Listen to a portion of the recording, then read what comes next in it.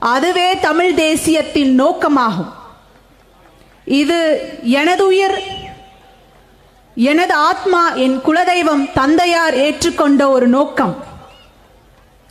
இதை ஏற்று இந்த மண்ணில் உள்ள மக்களுக்கு எப்படியாவது நான் இந்த மக்களுக்காக நின்ற மாட்டேனா அப்படின்னு கடைசி மூச்சு வரை, ஏன் அவர் இருக்கும்போது கூட அந்த எண்ணத்தை எண்ணிக்கொண்டே வேதனையில் இறந்திருப்பார்.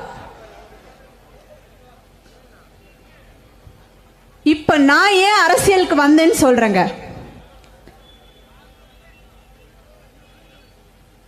நான் பாத்தீங்கன்னா சின்ன குழந்தையில இருந்து என்னை வளர்த்தது என் தந்தை தாய் கிடையாது, ஒரு சமூகம் வளர்த்த குழந்தை.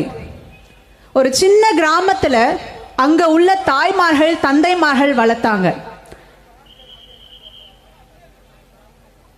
இப்படிப்பட்ட போராட்ட